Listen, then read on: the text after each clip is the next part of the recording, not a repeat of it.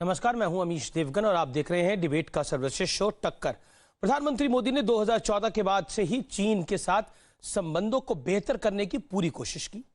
आपको जानकारी दी, बीते 6 सालों में प्रधानमंत्री मोदी ने शी जिनपिंग के साथ 18 बार मुलाकात की, लेकिन चीन का चरित्र ऐसा है कि वो धोखे के बिना काम ही नहीं कर सकता। और चीन ने ये एक बार फिर सिद्ध यानी साबित और प्रमाणित कर दिया। 1962 से चीन की धोखेबाजी जारी है और आज भी कर रहा है, लेकिन प्रधानमंत्री मोदी ने आज चीन से साफ और सीधे शब्दों में एक संदेश दिया। प्रधानमंत्री मोदी ने कहा, हमारे शहीदों का बलिदान व्यर्थ नहीं जाएगा। हमारे वीर जवान मारते मारते शहीद हुए हैं, इसलिए किसी को भी भ्रम नहीं रखना चाहिए, क्योंकि भारत अपनी अखंडता से समझौता नहीं करेगा। इसके साथ ही प्रधानमंत्री मोदी ने यह भी दो टूक कह दिया कि वो हम उकसावे का जवाब देने में पूरी तरह से सक्षम हैं। लेकिन दूसरी तरफ राहुल गांधी ने पीएम मोदी को घेरा और उनको घेरने के चक्कर में उन्होंने कह दिया कि प्रधानमंत्री मोदी छुपे हुए हैं, डर रहे हैं, जिसको काफी अच्छा नहीं माना जा सकता। तो आज सीएनबीसी आवाज पर चीन की धोखेबाजी का विश्लेषण और चीन की धोखेबाजी का सबसे बड़ा प्रमाणिक सबूत मैं आपको सीएनबीसी आवाज में दूंगा। तो बोले थे कि आएंगे मई में, पोस्टिंग लेट हो रहा था। बोले थे कि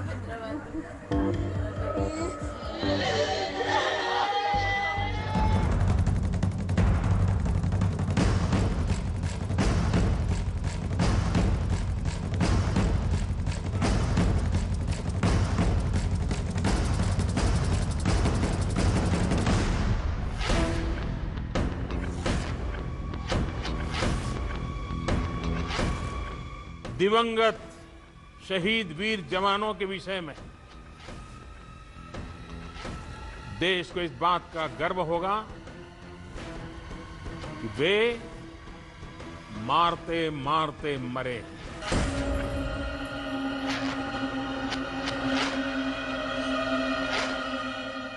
मैं देश को भरोसा दिलाना चाहता हूं, हमारे जवानों का बलिदान व्यर्थ नहीं जाएगा।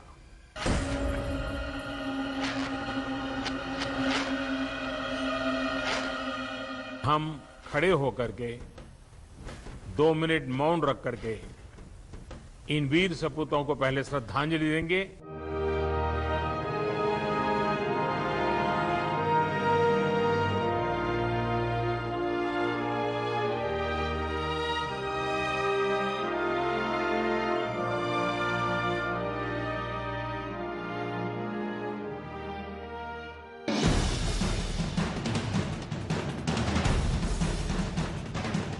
ये सिर्फ मौन नहीं है, ये उस प्रण की झांकी है जिसका पालन पीएम मोदी ने हर बार किया है, चाहे उरी हो या पुलवामा। दुश्मन को हर बार मुंह की खानी पड़ी है, तो क्या हुआ कि इस बार सामने चीन है। इस बारे में किसी को भी जरा भी भ्रम या संदेह नहीं होना चाहिए। भारत शांति चाहता है, लेकिन भारत उकसाने पर हर हाल में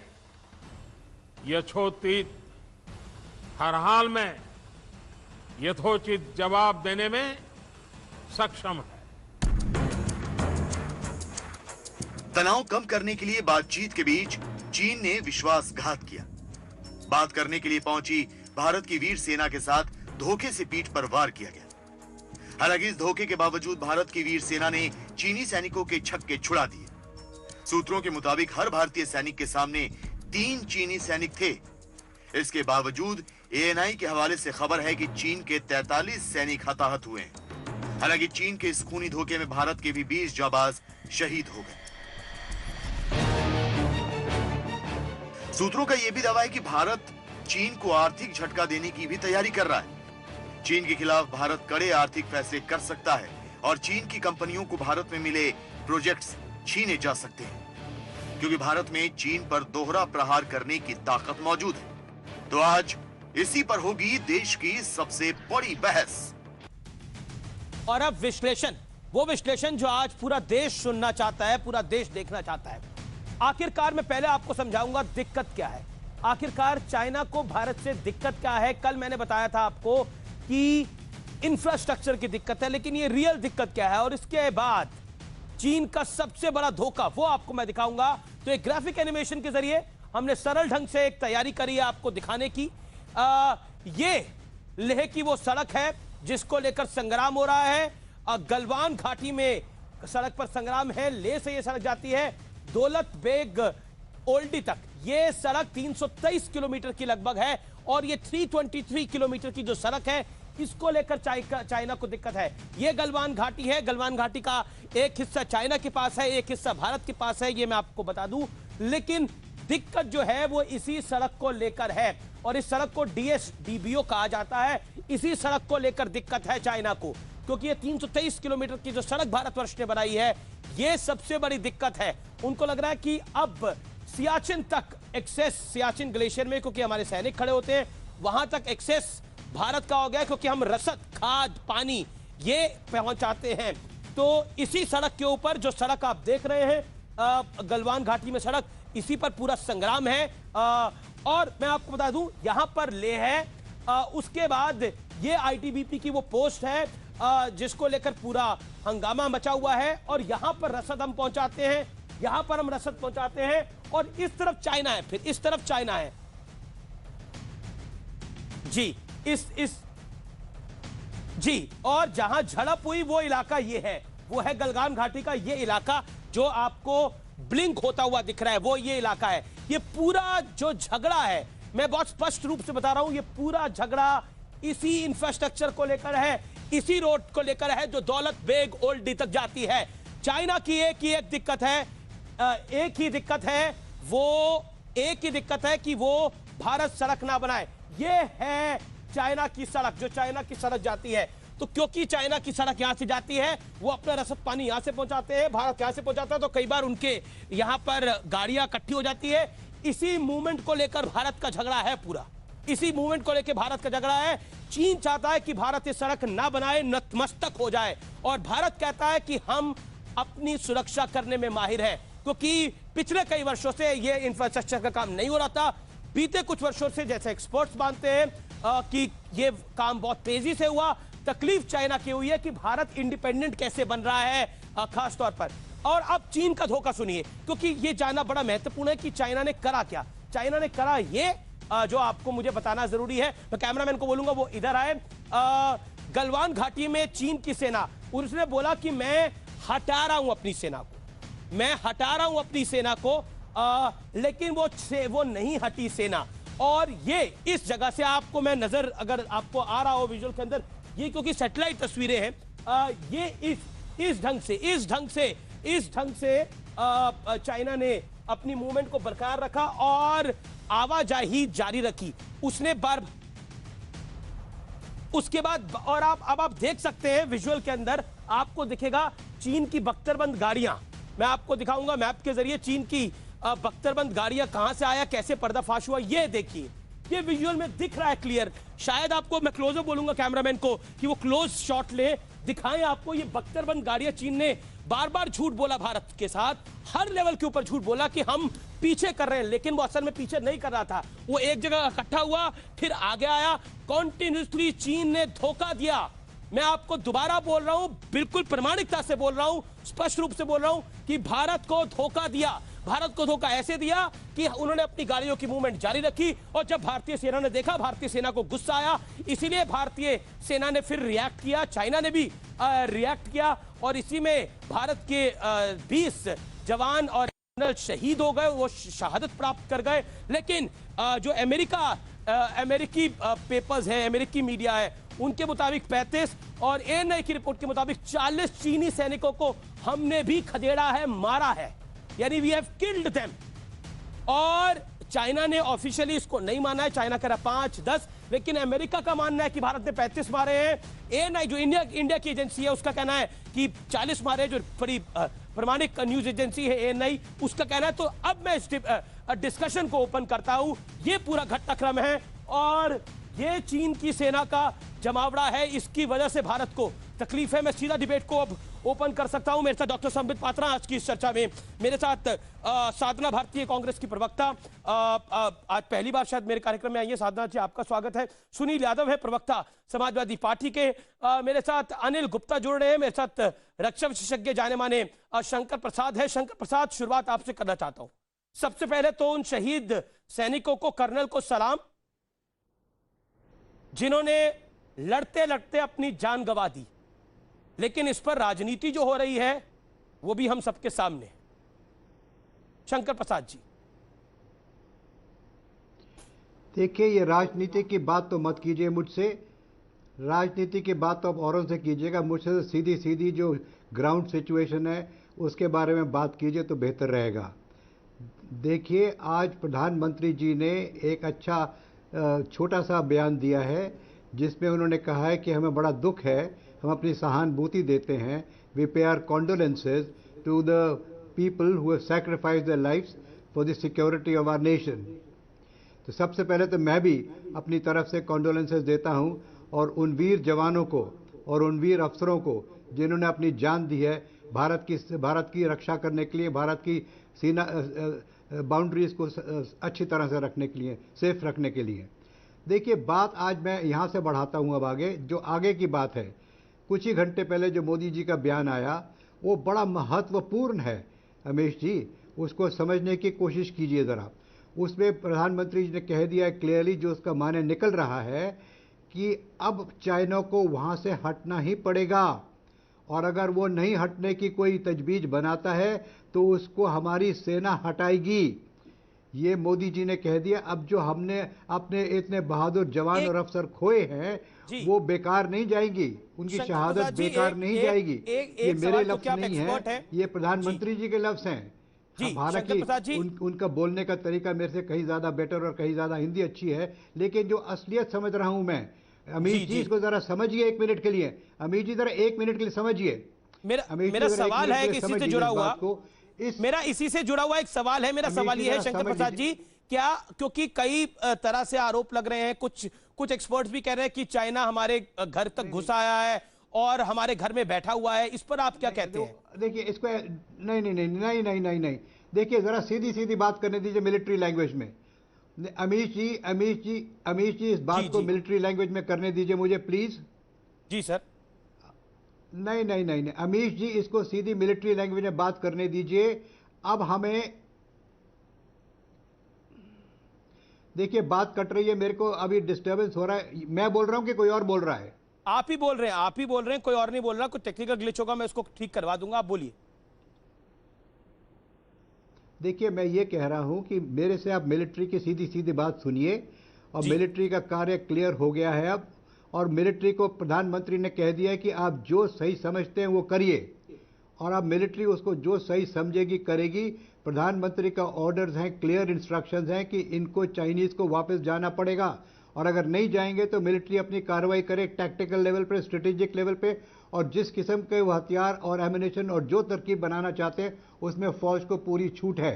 अब मुझे पूरी उम्मीद है आज के हमारे commanders, army chief, corps commanders, army commanders, div commanders, brigade commanders, बड़े ट्रेंड, बड़े सीजन्ड, बड़े तजुर्बेकार और बड़े अच्छे अफसर हैं, और जवानों की लेकिन इस समय बड़ी खबर आ रही है। देख लिया शंकर प्रसाद जी, मैं आपका जरूर बाद में दोबारा करता हूं। विदेश मंत्रालय से बहुत बड़ा बयान आया है, विदेश मंत्रालय का बयान है। शंकर प्रसाद जी, आप भी सुनिए, डॉक्टर पात्रा आप भी सुनिए, और आप भी सुनिए मैडम साधना भारती जी। झड़प के लिए चीन जिम्मेदार है, गलवान की साजिश चीन ने रची थी, यह बात स्पष्ट कहना है विदेश मंत्रालय का। मुझे लगता है कि भारत का यह स्ट्रॉन्गेस्ट रिएक्शन है चाइना की तरफ हाल फिलहाल के अंदर या फिर बीते 10 वर्षों के अंदर, क्योंकि जितना मैंने एमईए को ट्रैक किया है, मेरी जानकारी के मुताबिक, हमारे एक्सपर्ट्स और रिपोर्टर्स की जानकारी के मुताबिक, ये अब तक का स्ट्रॉन्गेस्ट रिएक्शन दिया है एमईए ने कि ये पूरी साजिश रची गई थी। और ये कहा गया है, दूसरी तरफ राहुल गांधी ने राजनाथ सिंह पर पलटवार करते हुए कहा है कि आप चाइना का नाम लेते हुए डरते हैं, नरेंद्र मोदी छुप कर बैठे हैं। संबित पात्रा, मैं आपका रुख करता हूं। पॉलिटिकली इस समय हम देख रहे हैं कि कई जगह प्रधानमंत्री के पुतले जलाने की कोशिश हो रही है, कई जगह राहुल गांधी खुद बहुत बड़े बड़े बयान दे रहे हैं। What is your take, doctor Sambit Patra, as a responsible citizen of India, as a senior leader of Bharatiya Janata party and a spokesperson? देखिए अमीश जी, मैं senior leader junior leader of Bharatiya Janata party तो बाद में बनूंगा, पहले मैं एक सिटीजन ऑफ इंडिया हूं। और जैसे जी कि आपने कहा, एक रिस्पॉन्सिबल सिटीजन ऑफ इंडिया होने के नाते पहला कर्तव्य मेरा क्या होना चाहिए? जब देश के ऊपर एक विकट परिस्थिति आती है, देश के ऊपर एक प्रॉब्लम आती है, तो मैं देश के ही प्रधानमंत्री के खिलाफ, देश के प्रधानमंत्री के पुतले जलाने की कोशिश ये सब करूंगा, या मैं कहूंगा कि नहीं, I am a proud Indian और मुझे भारत पे भरोसा है? जी आप खुद बताइए हम क्या करेंगे। देखिए, as a proud Indian, as a responsible citizen, forget कि मैं भारतीय जनता पार्टी का हूं, मुझे विश्वास है अपनी आर्मी के ऊपर, मुझे विश्वास है अपनी सरकार के ऊपर, मुझे विश्वास है अपने डिप्लोमैट्स के ऊपर, और मुझे यकीन है कि 1962 का ये इंडिया नहीं है, कि 21वीं शताब्दी का 2020 का इंडिया है। मुझे बहुत आपत्ति है आज राहुल गांधी जी ने जो दो शब्दों का प्रयोग किया है कि प्रधानमंत्री जी छुप के कहीं बैठ गए हैं और तुम डरो मत, तुम बाहर निकल के आ जाओ। मैं ये सवाल पूछता हूं, किससे प्रधानमंत्री या भारत किससे डर रहा है? क्या राहुल गांधी को लगता है कि प्रधानमंत्री और भारत चीन से डर रहा है? क्योंकि प्रधानमंत्री एक व्यक्ति नहीं है, प्रधानमंत्री एक प्रतिनिधि है।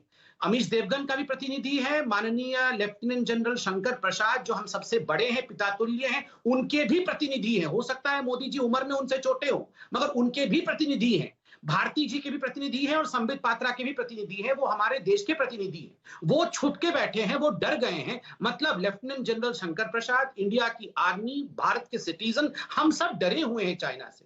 Let me get the thing clear mister Rahul Gandhi, Bharat डरा हुआ नहीं है। भारत में वो शक्ति है, आज प्रधानमंत्री ने कहा है आवश्यकता पड़ेगी तो शक्ति प्रदर्शन भी करेंगे। सर्जिकल स्ट्राइक भी किया था हमने पाकिस्तान के ऊपर, आपने उसे खून की दलाली कही थी। और मैं आपसे अनुमति लेके अमीश जी, मैं 20 सेकंड लूंगा, क्योंकि एक बहुत बड़ा खुलासा करके उसके बाद मैं डिबेट में बाद में आऊंगा। मैं आपको एक डॉक्यूमेंट दिखा रहा हूं, ये डॉक्यूमेंट 2008 का है। ये डॉक्यूमेंट क्या है? ये डॉक्यूमेंट है Congress Chinese communist party, CPC जिसको कहते हैं, एमओयू। देशों के बीच में एमओयू आपने सुना होगा कि इंडिया और चाइना के बीच में एक एमओयू हो गया, मगर यहां 2008 7 अगस्त को चाइना और कम्युनिस्ट पार्टी ऑफ चाइना के बीच में एक एमओयू हुआ। और किसने साइन किया आपको पता है? एक तरफ Rahul Gandhi, general secretary Congress party, और दूसरी तरफ उनके प्रेजेंस में सोनिया गांधी थी, और दूसरी तरफ सी जिनपिंग उस समय प्रेसिडेंट नहीं थे चाइना के, उस समय वो जनरल सेक्रेटरी थे कम्युनिस्ट पार्टी के। ये लिखा हुआ है दस्तावेज में, मैं टाइम नहीं वेस्ट करना चाहता हूं। और ऊपर में एमओयू के लिखा हुआ है strictly on party to party basis, केवल कांग्रेस पार्टी और सीपीसी के बीच में है, to consult each other on important bilateral, regional and international development. अब मैं साधना भारती को लेकर आता हूं, फिर सुनील यादव। चौंकाने वाला है, सुनिए 10 सेकंड, ये देश के लिए बहुत बड़ी बात है। अंत में जो लिखा हुआ है ये बहुत चौंकाने वाला है। उस डॉक्यूमेंट में लिखा हुआ है to build a relationship with Congress party and the Nehru Gandhi family in particular that goes beyond the UPA and the government. ये सीपीसी और शी जिनपिंग नेहरू गांधी परिवार के साथ क्या रिश्ता बनाना चाहते थे एमओयू के माध्यम से? डोकलाम के समय रात के 12 बजे पूरी की पूरी गांधी परिवार चुपके टेंट के अंदर क्यों बैठे हुए थे अनवॉय के साथ? और आज वो कह रहे हैं हिंदुस्तान डरा हुआ था। इन सवालों का जवाब हिंदुस्तान मांग रहा है। ये एमओयू क्या था? राहुल गांधी जी इसको सार्वजनिक करें। अनिल गुप्ता साहब भी कुछ कहना चाहते हैं, वो भी काफी देर से अपना हाथ खड़ा कर रहे हैं। लेकिन सुनील यादव, राजनीति का ये मौका है, राहुल गांधी का ये कहना कि देश के प्रधानमंत्री छुपे हुए हैं, where is hiding, do you think this is right? Akhilesh Yadav ने एक दो सजेशंस दिए कि हमें चीन के सामान का बहिष्कार कर देना चाहिए, विच इज फेयर इनफ, एक इंडियन होने के नाते विच इज गुड। देखिए अमीश जी, मैं अपनी बात शुरू करने से पहले देश के जो शहीद हैं उन जवानों को नमन करता हूं। और ये सवाल आप कांग्रेस की प्रवक्ता से पूछिए, आपका रिएक्शन क्या है? मैं तो केवल ये कह रहा हूं, मैं केवल ये कह रहा हूं कि समाजवादियों का बहुत दिनों से मानना है, अगर 20 साल की आदरणीय नेताजी की लोकसभा की स्पीच निकाल लीजिए, तो कांग्रेस की सरकार रही हो या भारतीय जनता पार्टी की सरकार देश में रही हो, नेताजी ने स्पष्ट तरीके से कई बार सदन में कहा कि भारत का असली दुश्मन चाइना है, पाकिस्तान ये दूसरे देश तो मोहरे और इनको जब हमारे देश की सेना चाहेगी तब ठीक कर लेगी, लेकिन असली दुश्मन ये है। तो हम लोगों का यही मानना, हमारे राष्ट्रीय अध्यक्ष जी का स्पष्ट बयान आया है कि हम भारत सरकार के साथ हैं। सुनील जी, सरकार नहीं, क्या राजनीति होनी चाहिए बदला ले और आर्थिक रूप से उनको कैसे रोका जा सकता है, इस पर तो देखिए ना, आप उनको काम पे काम देते जा रहे हैं। एक तरफ हमारे 20 जवान शहीद हुए और कल ही एक दिल्ली से लेकर के मेरठ तक जो कंपनी बनाएगी वो चाइना की है। तो आप चाइना से कैसे लड़ेंगे? चाइना को आप तब तक नहीं हरा सकते जब तक आप भारत की मार्केट से चाइना को नहीं हराएंगे। बॉर्डर पे तो हमारे सैनिक रातों रात तो हो नहीं जाएगा कि चाइना की मार्केट, हम चाइना के सामान को मार्केट से गायब कर देंगे, रातों रात तो नहीं होगा। एक स्ट्रैटेजी होती है, मिल जाए किसी भी देश को हरा देगी। जी, मैं आपसे ये पूछ रहा हूं, राहुल गांधी के बयान पर आप कुछ बोलना नहीं चाहते, आप कहते हैं कि उनकी बात उनसे करिए, लेकिन क्या ये राजनीति का वक्त है? और मेरे को ध्यान है कि मुलायम सिंह यादव ने बतौर डिफेंस मिनिस्टर ये बात बोली थी। इवन जॉर्ज फर्नांडिस ने एनडीए 1 में जब अटल बिहारी वाजपेयी की सरकार थी, उन्होंने बोला था चाइना इज एनिमी नंबर 1। तो संबित पात्रा चूक हो गई समझते हुए कि चाइना एनिमी नंबर 1 है या फ्रेंड नंबर 1 है। आप दोस्ती गांठते रहे, वो गेम कर गए। नहीं, पहली बात तो है, देखिए गेम कर गए ऐसा नहीं है। 43 उनके जो, मैं तो पीएलए को आर्मी भी नहीं मानता हूं, मैं पीएलए को कम्युनिस्ट पार्टी का एक विंग मानता हूं।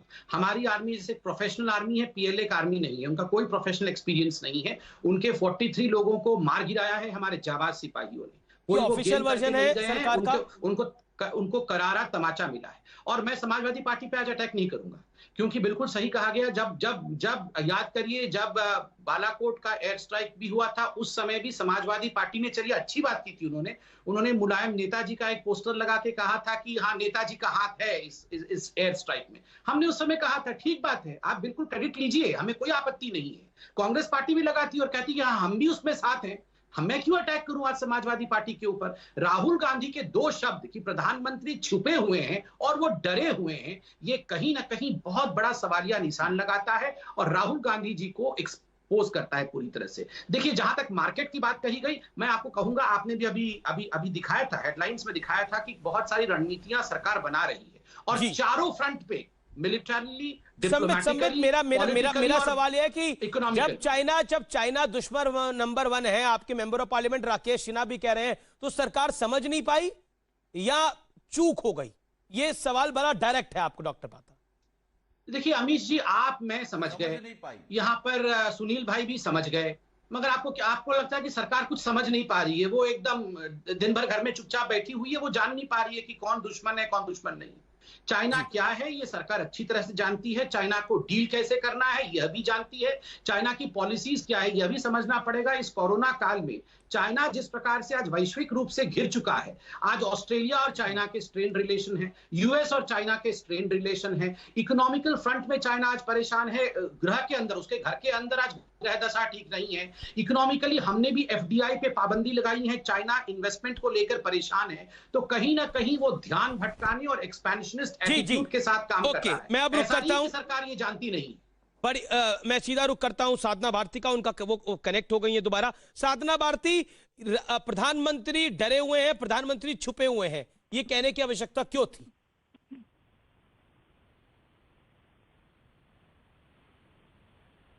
साधना, मैं सर्वप्रथम जो देश के वीर सैनिक शहीद हुए हैं उनको मैं श्रद्धांजलि अर्पित करती हूँ, श्रद्धा सुमन अर्पित करती हूँ। और प्रधानमंत्री जी ने जैसा आज कहा कि मारते मारते सैनिक मर गए, तो मारते मारते कभी सैनिक मरते नहीं है, मारते मारते सैनिक शहीद हो जाते हैं। दूसरी बात मैं चीन को भी बता देना चाहती हूँ, कांग्रेस पार्टी की प्रवक्ता होने के नाते मैं बता देना चाहती हूँ चीन को कि जो चीन ये सोच रहा होगा कि हम हिंदुस्तान में, चाहे वो हम पक्ष में है या विपक्ष में है, देश के सुरक्षा के मामलों में हम सब एक हैं। चाहे चीन के पटाखे चले या ना चले, लेकिन भारतीय तोपों की गूंज सुनाई देगी। दूसरी बात, संबित पात्रा जी ने सर्जिकल स्ट्राइक की बात की, तो राजनीति करने का काम ये करते हैं, सर्जिकल स्ट्राइक क्या इन्हीं के शासन में हुआ क्या? मैं बताना चाहती हूँ, जुलाई 2011, सितंबर 2013, जनवरी 2014 में कांग्रेस पार्टी के शासन में भी सर्जिकल स्ट्राइक हुआ, लेकिन हमने सेना का श्रेय अपने ऊपर लेकर जाके माला पहनने का काम नहीं किया हमारे नेताओं ने। दूसरी बात ये कह रहे हैं, मैं सिर्फ इतना कहूंगी कि वो छल पे छल करता आया, हम अड़े रहे विश्वासों पर,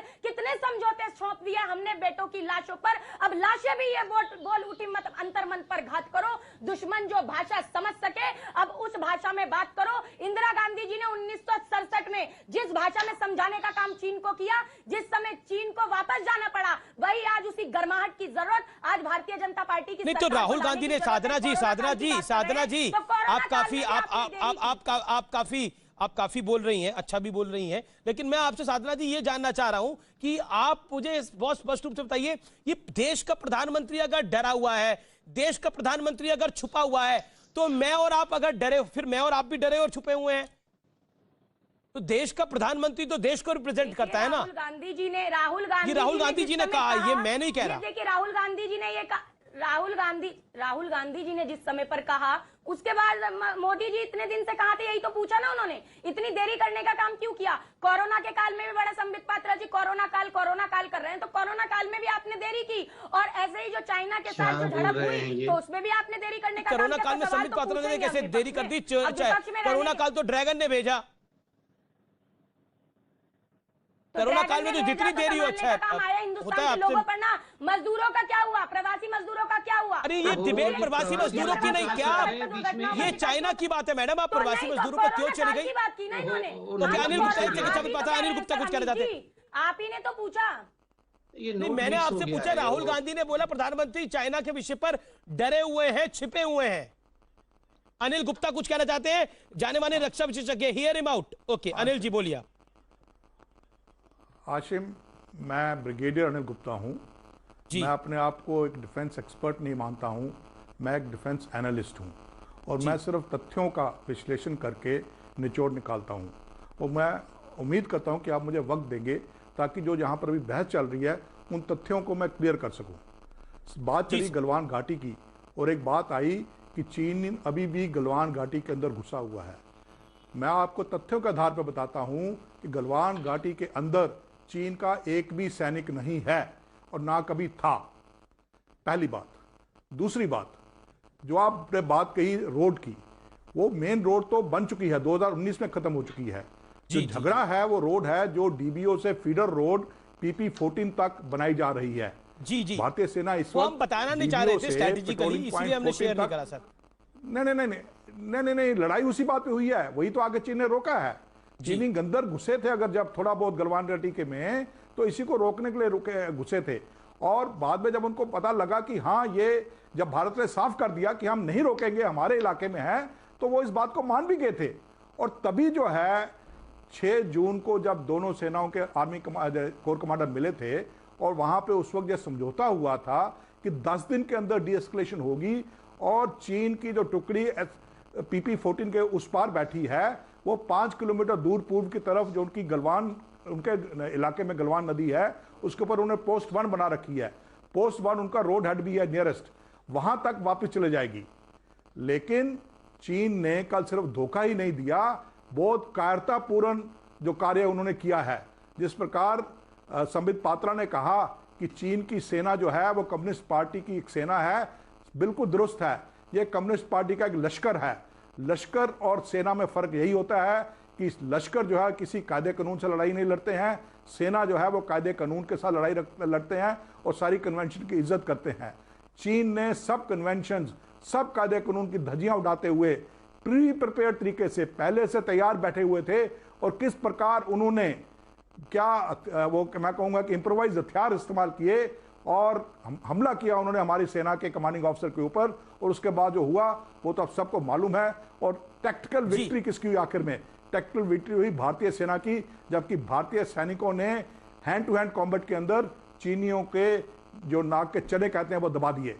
तो ये सैल्यूट है उस सेना को, मालूम होना चाहिए, उस सेना को सैल्यूट है। मैं आपसे बिल्कुल गुप्ता जी, आप ब्रिगेडियर गुप्ता जी, आप राजनीतिक बात नहीं करते, लेकिन मैं आपसे एक सवाल पूछता हूं, क्या यह कहना भारत का प्रधानमंत्री डरा हुआ है, छुपा हुआ है, वाजिब है आज के माहौल के अंदर?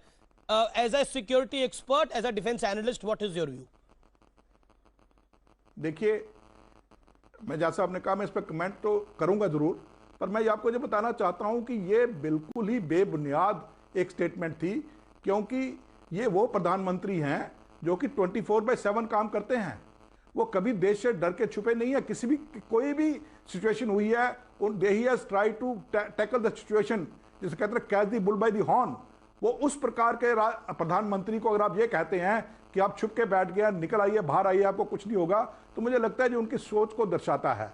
अभी आपने बात कही तो मैं आपको याद आ गया कि कांग्रेस के प्रवक्ता ने कुछ आंकड़े दिए थे कि इस साल में सर्जिकल स्ट्राइक्स हुई, क्योंकि ये भी एक डिफेंस रिलेटेड बात है, मैं आपको बताना चाहूंगा। देखिए, लड़ाई जो लड़ी जाती है टेक्निकल लेवल और ऑपरेशन लेवल पे लड़ी जाती है। टेक्निकल लेवल पे यूनिट लेवल इलेक्शंस बहुत होती हैं, हुई भी हैं, कांग्रेस प्रवक्ता कहना ठीक है, पर आप उनको सर्जिकल स्ट्राइक्स नहीं कह सकते, क्योंकि सर्जिकल स्ट्राइक जो है वो ऑपरेशन लेवल के ऊपर कोऑर्डिनेटेड वो स्ट्राइक्स थी at more than one places, coordinated in time and place.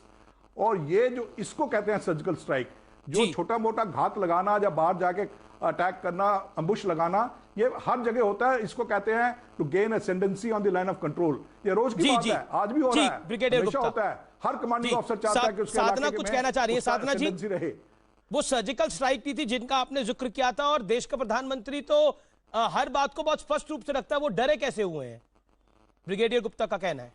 बिल्कुल, बड़े स्पष्ट रूप से उन्होंने कहा था कि लाल आंखें दिखाएंगे, बड़े स्पष्ट रूप से कहा था कि घुसकर मारेंगे। तो आप मुझे बताइए कि इस तरह की बातें करने वाले प्रधानमंत्री जी जब एकदम से चुप्पी साध लेते हैं, मौन धारण कर लेते हैं 1.5 महीने, तो सवाल तो उनसे हम पूछेंगे ना कि सर इतने दिन से चुप थे, कहां हो आप? बाहर निकल के आइए, बताइए कि क्या कहना चाहते हैं। केवल देखिए, मैं कहूंगी हेडलाइन और मैनेजमेंट से ऊपर उठकर आना पड़ेगा। आपको अगर हमारा साथ चाहिए तो आप हवा में तो साथ नहीं मांग सकते ना, कुछ करिए तो साथ देने के लिए तैयार है। मैं तो अभी भी कांग्रेस की तरफ से बोल रही हूँ कि हम तो ऑल पार्टी मीटिंग बुलाने की बात अगर करते हैं तो आप ऑल पार्टी मीटिंग बुलाइए, लेकिन जब नाक से ऊपर पानी पहुंच जाता है तब सर्वदलीय बैठकें आपको ध्यान आती हैं। कोरोना एक सेकंड, संबित पात्रा रिएक्ट कर रहे हैं। तो देरी क्यों? स्टेटमेंट सुनना चाहती हैं? मैं आपसे अनुमति लेके गुप्ता सर, मैं 10 सेकंड बोल लूं। गुप्ता जी, एक doctor Patra wants to react because काफी पॉलिटिकल बात हो रही है। Let him react. देखिए, मुझे आश्चर्य लग रहा है, अभी मैं सुन रहा था ब्रिगेडियर गुप्ता को। He is a man who has greyed his hair because of experience.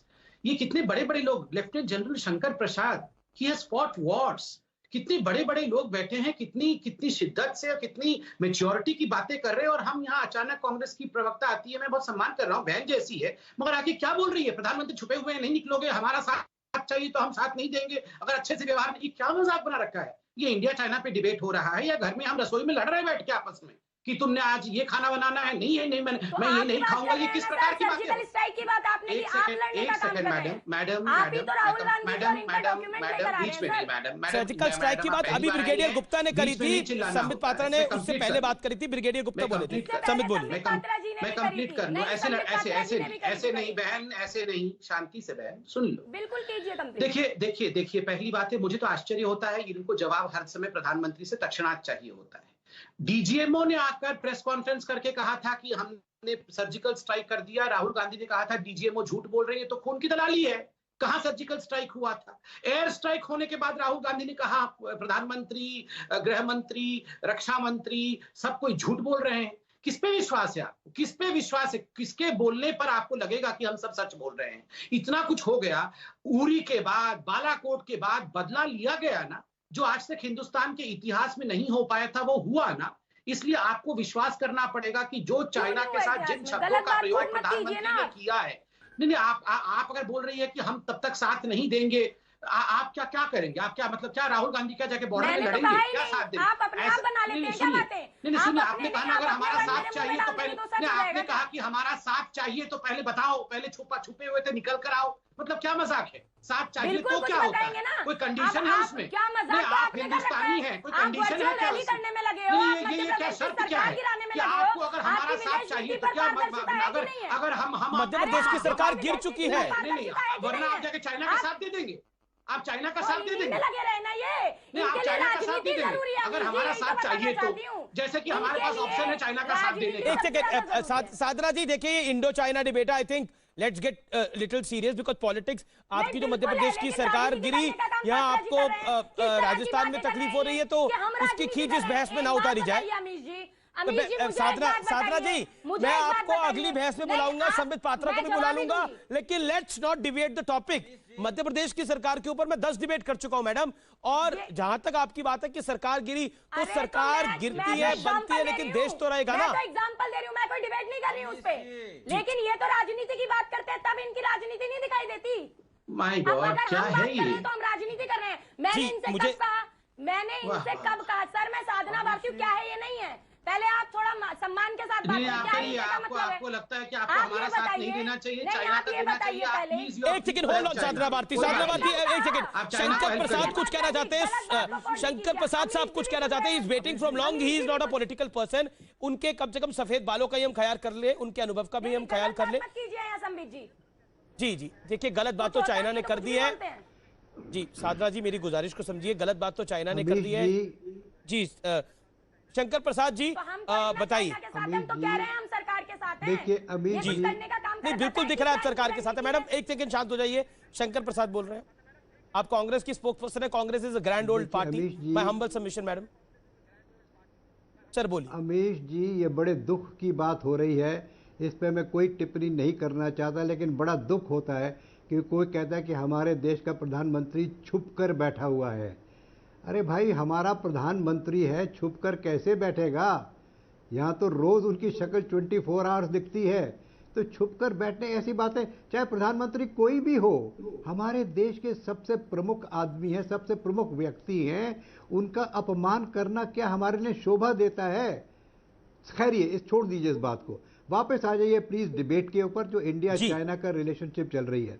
देखिए मैं एक दो तीन बातें बताना चाहता हूं आपको। सबसे पहली, and I want to bring the debate back to the India China issue currently going on in Galwan rather than to talk of any other matter.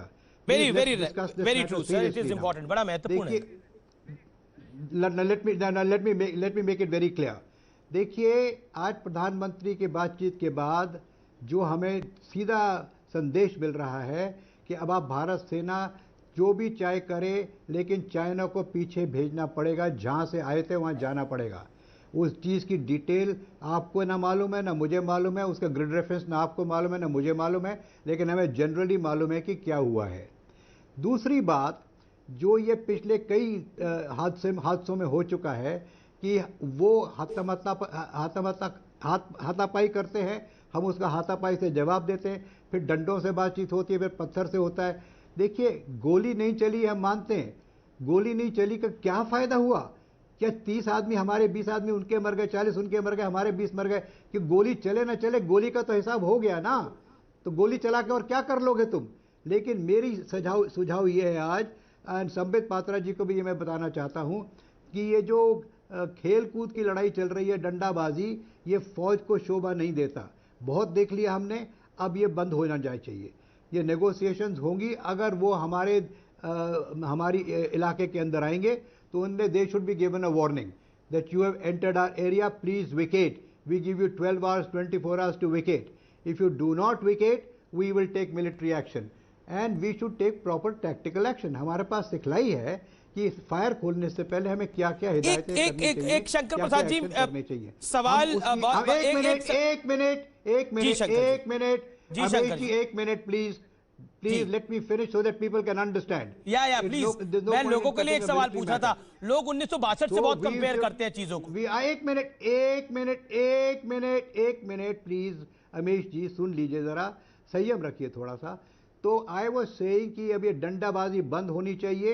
In future अगर चाइनीज हमारी धरती के अंदर आएंगे, हमारी सीमा के अंदर आएंगे, तो उनको पहले वार्निंग दी जाएगी, उसके बाद एक वार्निंग शॉट फायर किया जाएगा, और उसके बाद अगर फिर भी वहां पे हरकत होती है तो फायर फॉर इफेक्ट होगा। ये भारत सेना की सिखलाई है, हमें डंडे से लड़ने की सिखलाई नहीं दी जाती। ये तो डंडाबाजी जने क्यों शुरू हो रखी है, ये बंद होनी चाहिए। अब ये पत्थरबाजी बंद होनी चाहिए। हमारे पास दो तरीके हैं इसके, हमारे पास टैक्ट, हम इसका अब जवाब देंगे गोली से, और अगर अगली दफा उन्होंने ये हरकत की तो संबित पात्रा जी आप भी सुन लीजिए, they will be fired for effect. Okay doctor Patra, एक क्योंकि 1962 की वॉर हम चाइना से हारे थे और अक्साई चीन तब चला गया था, तो बहुत ज्यादा एक इंपैक्ट है, लेकिन लोग 1967 को भूल जाते हैं कि जब हमने धूल चटाई थी चाइना को। People forget 1967 and they remember 1962। Doctor Sambit Patra, in terms of preparedness, तैयारी के लिहाज से बहुत सी बातें होती हैं, बहुत सी बातें स्ट्रेटेजिकली हम नहीं डिस्क्लोज कर सकते। नहीं, पहली बात है, कोई सरकार हमसे स्ट्रेटेजी डिस्कस नहीं करती है। हम प्रवक्ता हैं पार्टी के किसी भी व्यक्ति के साथ डिस्कस नहीं होता है स्ट्रेटेजी। हम लोग जो भी बात कर रहे हैं स्पेक्युलेटिव रेलम में बात कर रहे हैं। पहली बात तो लेफ्टिनेंट जनरल शंकर प्रसाद ने व्यक्तिगत रूप से नाम लेके, चूंकि मैं उनका बहुत ज्यादा सम्मान करता हूं, तो मैं उनको आश्वस्त भी करूं कि वेल यस सर, देखिए मैंने शुरू में भी कहा था, ये लाठी डंडे पत्थर से लड़ाई इसलिए हुई क्योंकि चाइना की जो पीएलए है, वो जिसको बिल्कुल सही कहा अभी ब्रिगेडियर गुप्ता ने कि it is almost a Lashkar of the CPC, communist party of China. वो कोई आर्मी नहीं है, प्रोफेशनल आर्मी नहीं है। वहां हमारी आर्मी एक प्रोफेशनल आर्मी है, और इसी कारण से एक सरप्राइज फैक्टर के साथ जब हमारे कर्नल बाबू गए देखने के लिए कि डीएस्केलेशन हुआ कि नहीं, उनके ऊपर इस प्रकार अमानवीय तरीके से प्रहार किया गया। ऑफ कोर्स इसको इंडिया ने नोट में लिया है, and once bitten I mean twice shy जो कहते हैं कि एक बार जिस प्रकार से ये किया गया है, भारत क्या करेगा। आज सबसे बड़ी बात है और गौर देने वाली बात है, मैं तो छोटा हूं, बड़े एक्सपर्ट्स बैठे हैं, शक्ति प्रदर्शन शब्द का इस्तेमाल भारत के प्रधानमंत्री ने चाइना के लिए मुझे लगता है अरसों के बाद, या यूं कहिए पहली या दूसरी बार ही किया गया होगा। शक्ति प्रदर्शन चाइना के लिए बहुत कम किया गया होगा। आप प्लीज एक्सपर्ट से ये जरा पूछिएगा, क्योंकि मैं एक्सपर्ट नहीं हूं उस डोमेन का, मगर मुझे लगता है ये शब्द हम पाकिस्तान के रिजर्व रखते थे। शक्ति प्रदर्शन का इस्तेमाल प्रधानमंत्री जी ने कहा है। वो स्टेटमेंट में आपको बता दूं, जब भी समय आया है, अब जब भी समय आया है, हमने देश की अखंडता और संप्रभुता की रक्षा करने के लिए अपनी शक्ति का प्रदर्शन किया है। और भारत शांति चाहता है, लेकिन भारत को उकसाने पर हर हाल में यथोचित जवाब दिया जाएगा। यथोचित जवाब, जो जवाब उचित होगा, कड़े से कड़ा जवाब। मैं चरण स्पर्श करते हुए लेफ्टिनेंट जनरल शंकर प्रसाद को बिल्कुल आश्वासन देना चाहूंगा, कड़े से कड़ा जवाब दिया जाएगा। जी सुनील यादव, प्रधानमंत्री आज बोले हैं, प्रधानमंत्री ने बहुत स्पष्ट रूप से बोला है, हाल फिलहाल के अंदर, गत वर्षों के अंदर, आपकी भी जो मेमोरी होगी उस पर भी आप कर सकते हैं, क्योंकि कोई ऑथेंटिक इंफॉर्मेशन मेरे पास तो नहीं है, पिछले 30-40 साल के अंदर किसी भी प्रधानमंत्री ने इतना स्ट्रांग तो नहीं बोला। डिफेंस मिनिस्टर ने जरूर बोला है, जॉर्ज फर्नांडिस ने बोला, मुलायम सिंह यादव ने बोला, चीन हमारा दुश्मन नंबर 1 है, लेकिन प्राइम मिनिस्टर ने ऐसा नहीं बोला कि हम जो एक्शन होगा वो लेंगे चाइना के ऊपर, ऐसा कभी नहीं बोला।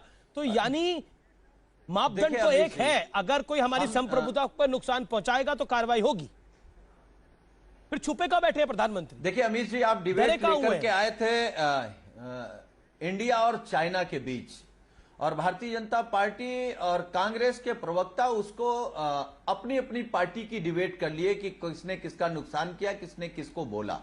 मैं केवल एक बात कहूंगा, जब पूरे 133 करोड़ लोगों में गुस्सा है और वो सब लोग चाहते हैं कि चाइना को सबक सिखाना चाहिए, तो मुझे नहीं लगता कि किसी की जरूरत है। मैं कह रहा हूं पूरा देश प्रधानमंत्री जी के साथ खड़ा है, और समाजवादी पार्टी के नेताजी ने जो कहा वो मैंने कहा, जो हमारे राष्ट्रीय अध्यक्ष जी ने कहा, वो तो कहा ना कि हम सरकार के साथ हैं, देश के हित में हम सरकार के साथ हैं, हमारी सीमाएं सुरक्षित होनी चाहिए, और चाइना को हम कैसे रोकेंगे। संबित पात्रा जी सारी बातें कर रहे हैं, लेकिन चाइना को हम अपने देश के व्यापार से कैसे निकालेंगे, अपनी दुकानों से कैसे निकालेंगे, जो हमारे गांव गली तक पहुंच गया है उसका प्रोडक्ट, उस पर प्रतिबंध कैसे लगाएंगे, उसके आयात को रोकेंगे या नहीं रोकेंगे, उसको जो टेंडर दिए गए, जो कंपनियां यहां काम कर रही हैं, उनमें प्रतिबंध लगाएंगे या नहीं लगाएंगे, ये एक बड़ा सवाल है। संबित कि पूरा देश ये चाहता है। संबित 20 सेकंड का टाइम है संबित जवाब देने के लिए, 20 सेकंड। देखिए, 2 सवाल हमसे बार बार पूछा जा रहा है, बताओ स्ट्रेटेजी क्या है, अब इंडिया क्या करेगी। आप इमेजिन करिए, मैं यहाँ एक पार्टी का प्रवक्ता बैठा हूँ, मैं क्या करूंगा। ये नहीं पूछ रहे हैं, हम ये पूछ रहे हैं कि आप बताइए कि उसको आर्थिक रूप से कमजोर करेंगे या नहीं करेंगे। पहले बोल ले, उसके बाद में बोलूंगा। देखिए, सुनील जी ने तो आर्थिक विषय पे पूछा, कांग्रेस पूछ रही है बताओ स्ट्रेटेजी क्या है। बहुत लोग बोल रहे बताइए, अभी बताइए स्ट्रेटेजी क्या है, इंडिया क्या करेगी। मैं तो प्रधानमंत्री का कांग्रेस पे मत जाइए ना, हमारे सवाल का जवाब दे दीजिए। अरे भैया, कांग्रेस ने भी पूछा है, मैं दोनों हमारे सवाल का जवाब दे दीजिए। नहीं बोल रहा था, थोड़ी शालीनता रखे ना। आप तो खुद बोलते हैं शालीनता से डिबेट, मैं तो अटैक भी नहीं कर रहा हूं आपको, फिर भी आप नहीं बोलना चाहते हैं। गुमराह करोगे। नहीं, मैं रुक जाइए ना, मैं अपने तरीके से जवाब दूंगा ना। मैं तो आपके बीच में नहीं बोल रहा था, सुन कांग्रेस करने लगोगे। अमीश भाई, इस प्रकार से मैं सबके पीछे बोल सकता हूं। और अब आपको ग्राफिक्स के जरिए एक बार बताता हूं कि चीन ने सबसे बड़ा धोखा कैसे दिया। ये गलवान घाटी की सड़क पर जो संग्राम है, ये ले है, और ये दौलत बेग ओल्डी है। ये वो दौलत बेग ओल्डी है जिसको जहां तक ये रोड जा रही है, 323 किलोमीटर की रोड है। इसको 323 किलोमीटर की इस रोड का निर्माण 2019 में लगभग कंप्लीट हुआ है।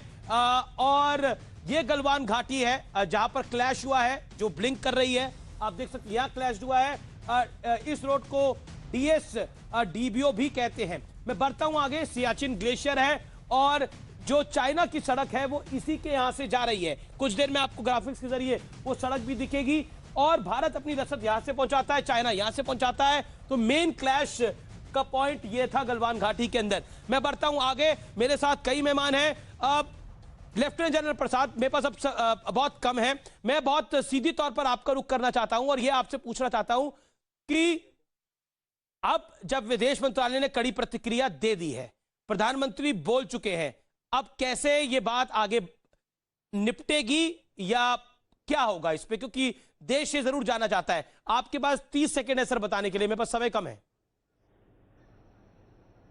देखिए, ये निपटेगा, इसमें कोई दो राय नहीं है। ये मसला हल होके रहेगा। इस समय एक डेमोक्रेसी के अंदर हम बैठे हैं। अगर कुछ नहीं होगा तो पूरा देश उस पर हावी हो जाएगा। इसे तो अब करना पड़ेगा, चाइना को वापस जाना पड़ेगा।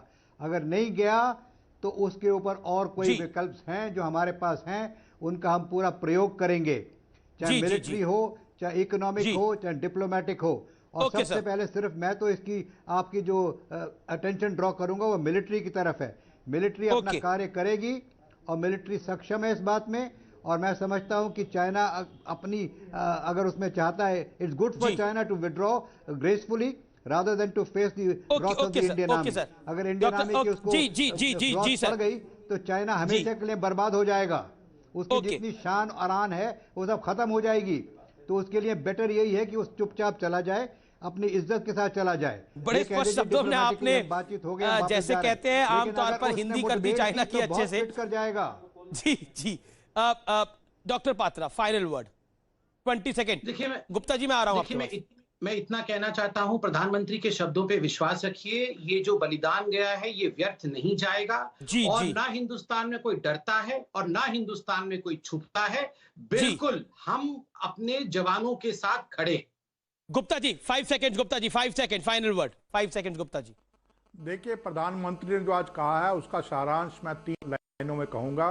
प्रधानमंत्री ने कहा है हम शांति प्रिय हैं लेकिन हम कमजोर नहीं हैं। भारत को जो छेड़ेगा उसको छोड़ेगा नहीं। और आपको मैं एक चीज और बता दूं, अभी कुछ मिनट पहले चाइना की वेस्टर्न थिएटर कमांड ने एक सूची जारी की है जिसमें उन्होंने माना है कि चीन के 5 अफसर और 25 जवान जो हैं वो मारे गए हैं। 30 तो मान लिए। चलिए फिलहाल टक्कर में इतना ही। आज का निष्कर्ष यही है कि भारत की सेना, भारत की सरकार और भारत देश हर तरीके का जवाब देने में सक्षम है। ये सिर्फ कहने की बात नहीं है, क्योंकि 62 की स्थिति को लोग याद करते हैं, 1967 भी भूल जाते हैं और 1999 भी भूल जाते हैं, और भूल जाते हैं कि चीनी सेना ने कभी 1962 के बाद लड़ाई नहीं लड़ी है। एक वियतनाम के साथ जरूर लड़ाई लड़ी है हम कह सकते हैं, लेकिन डायरेक्ट सीधी लड़ाई नहीं लड़ी है। और भारत तो आतंक के खिलाफ लड़ाई लड़ता हुआ आ रहा है, इसीलिए भारत का पलड़ा भारी है। अब की बार चीन की बारी है। मैं सिर्फ शब्द नहीं कह रहा, वास्तविकता बता रहा हूं। नमस्कार, धन्यवाद और जय हिंद। और सबसे बड़ी जय हिंद उनके लिए जिन्होंने अपने परिवारों के चिराग खो दिए हैं।